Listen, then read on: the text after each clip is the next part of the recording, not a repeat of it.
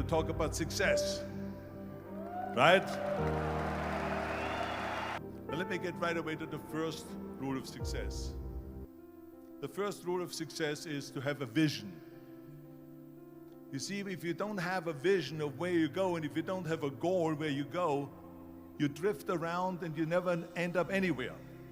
It's like you can have the best ship in the world, you can have the best airplane in the world. If the pilot or the captain doesn't know where to go, it would just drift around. It would not end up anywhere, or most likely in the wrong place. So I was very fortunate that I stumbled onto my vision. I mean, as you know, I was born in 1947 in Austria after the Second World War. And I didn't really like Austria when I grew up. I couldn't wait to get out of there. I couldn't see myself becoming a farmer or a worker in a factory or anything like that. Even though my parents wanted me to stay there and have a normal life. My father wanted me to become a police officer like he was. My mother wanted me just to stay there and marry a girl with the name of Heidi, hopefully, and have a bunch of kids and run around like the Van Trapp family in The Sound of Music. But that was their vision, not mine. My vision was totally different. I felt that I was born for something special, for something unique, for something big. So I was searching. And one day I went to school. I remember I was 11 years old, and they showed a documentary about America. And there they showed in this documentary the huge skyscrapers, the high-rises, the huge bridges, the 6-lane freeways, the huge cars with the wings sticking out, and all of this stuff. And I said to myself, that's where I want to be. I don't want to be around here with these little farmhouses and these little buildings and everything is old. I want to be in America. But now the question was just, how do you get to America? In those days, it was a very expensive trip. It's not like today. So again, I was very fortunate that one day after school, I walked by a store in Graz, which was called Brühl. And it was the only store that really sold kind of American stuff. So one day, they had jeans there, American jeans. And then they had the pool walker. And then they had an expander. And some barbells and some dumbbells and an exercise bench in the window. So I went inside and I looked around and I looked at this stuff, and then I saw a magazine. I saw a bodybuilding magazine that had Reg Park on the cover. Reg Park was then a 3-time Mr. Universe. And I saw him on the big screen as Hercules. And on the cover it said, how Reg Park, Mr. Universe, became the Hercules star. That's what the cover story was all about. So I looked at the cover and I said to myself, I got to get this magazine. So I bought the magazine, I took it home and I read it over and over from the front page to the back.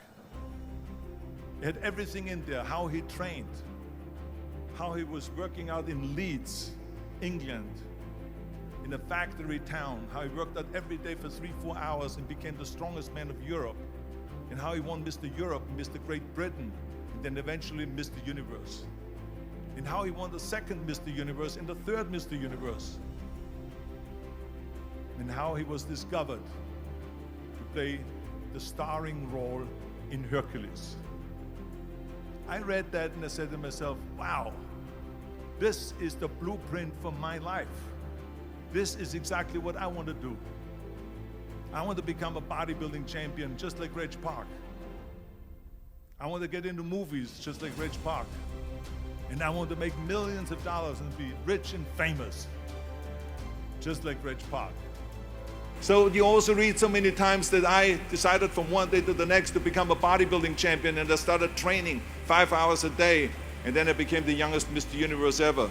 Well, it is true, but the fact of the matter is it's not the whole story, because if I wouldn't have met a lifeguard at the lake where I grew up, and some bodybuilders that introduced me to weight training, and they taught me the first chin-up on a branch of a tree by that lake, and that eventually introduced me also to a weightlifting club locally. where the coaches taught me about powerlifting and weightlifting and bodybuilding. They helped me, and they nurtured me, they pushed me. And then eventually I saw a magazine with Reg Park on the cover. It said, Mr. Universe becomes Hercules. There was Reg Park in a Hercules pose on the cover. I bought that magazine and I read the story from the front to the end cover. And let me tell you something. I read exactly how he trained 5 hours a day, and how he became a champion, Mr. Universe, 3 times, and how he went to America. And then he was discovered in the movies, Hercules movies. Well, when I read that, I found my vision. And let me tell you, the most important thing in life is to have vision, to know exactly where you're going. I found my vision. In that magazine, Reg Park gave me my blueprint for my life. And 5 years later, after training 5 hours a day, just like him, and doing his exercises, I became, through his help and his inspiration, the youngest Mr. Universe ever. And this is what made then Joe Weider, the father of bodybuilding, the owner of a giant food supplement empire, the editor of Muscle and Fitness, invite me to America. So it was Joe Weider that brought me to America, to the greatest country in the world, to give me the opportunity to train in Gold's Gym and to go and get me a little apartment. I came over here with absolutely nothing. It was his help. I had $20 in the pocket and some sweaty clothes in the gym bag. But let me tell you, I had this one little apartment, and on Thanksgiving, the bodybuilders from Gold's Gym came to my apartment, and they brought me pillows, dishes, silverware, all of the things they didn't have. And even a black and white TV and the transistor radio, which I still have today on my end table next to my bed. The generosity that I saw, the amount of help that I got when I came to America was absolutely extraordinary. I saw firsthand how generous the American people are.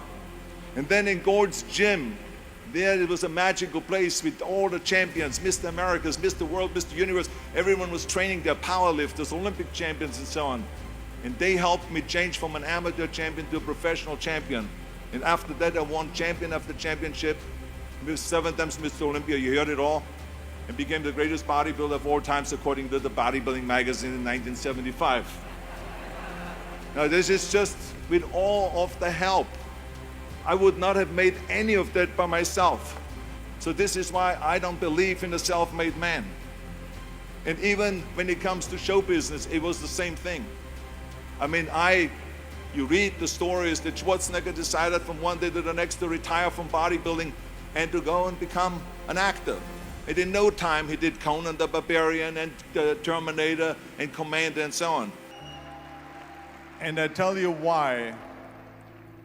Because we have so many doubters, as I've said earlier, the no-sayers.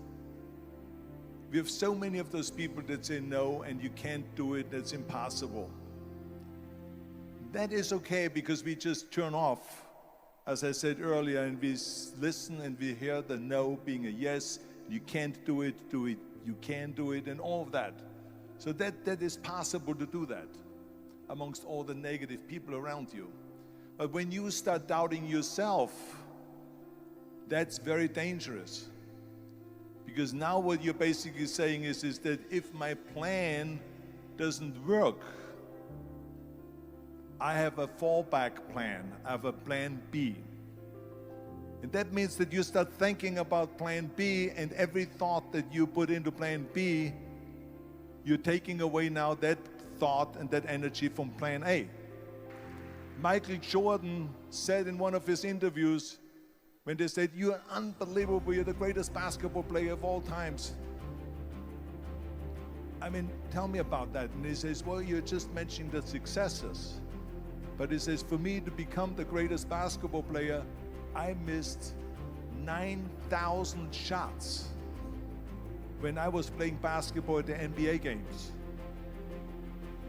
So during these games that he was so successful, he missed 9,000 shots. Does it make him a failure? No. He's one of the greatest basketball players of all times, but he failed 9,000 times. Do you get it? We all fail. It's okay. I failed in bodybuilding. I lost bodybuilding competitions. I lost powerlifting competitions.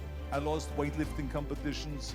I had movies that went in the toilet and that were terrible and got the worst reviews.